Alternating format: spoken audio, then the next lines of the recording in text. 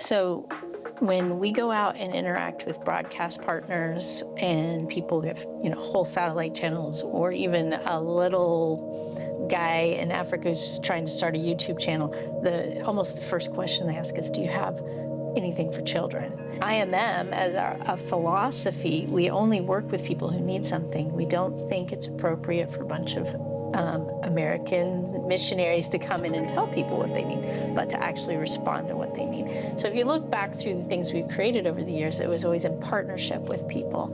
And in our new programs, we've gone out and done surveys with people and said, okay, what is it you need? What is it that really would help you reach children? So we want to be really intentional so that when we create something, it can have a long shelf life. We want to make sure it hits the mark of what they need. Yeah, the relevancy of everything.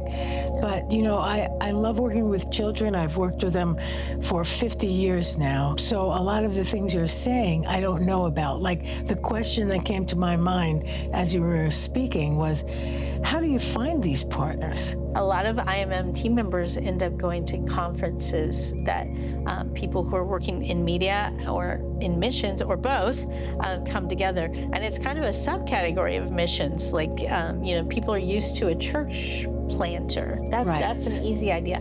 But media people are able to multiply the message.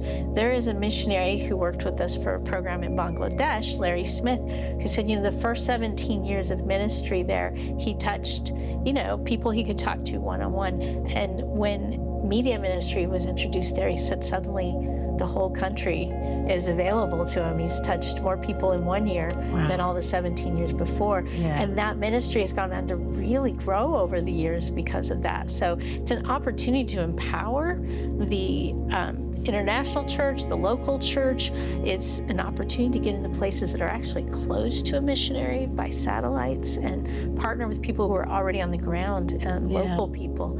So it's super important to make sure we have those local partners to help those kids that hear about the gospel through that program to end up connected to a community of believers. They're not isolated, they're not alone. Many people in closed countries think they're the only believer in their country. And so when they get connected, that's so much excitement. And so that is so important here at IMM. Right, so networking is a big thing. So many people are in need and want something and don't have time to sit and do a drama. A program for kids, it's okay to do somebody just talking on camera, but you work with kids. Right. It needs to be more interesting than that. So and active. And so to do full-on dramas and lots of animation and things like that, it takes a lot more time. So that's a service that IMM can provide to people in different parts of the world. So we have to be really careful and intentional about how we create the stories, creating them in a way they can be translated,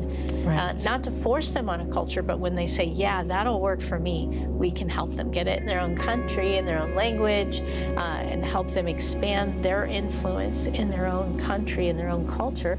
And, of course, that takes funds to do the translations. Of course, that takes a lot of energy and people, especially when you need multiple voices. That's more expensive. But are the children of Africa worth it? Are the children of Central Asia worth it? I believe they are. Don't get me started.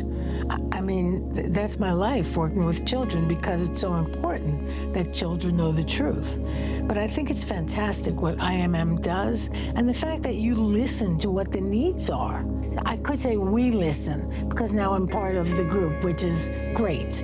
And I'm just not used to that. I'm like a live person. So some of our new things that we'll be discussing are new to me too. And it only keeps growing. I hope that we can translate our new stuff into 20 or 30 different languages for the various countries.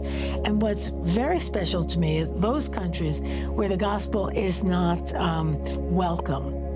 It might even be illegal, but certainly not welcome. And IMM and the work of IMM can get into those countries. That's unbelievable. Where a new church plant might not be able to start there. But a kids show on the television channel, yes, you can do that.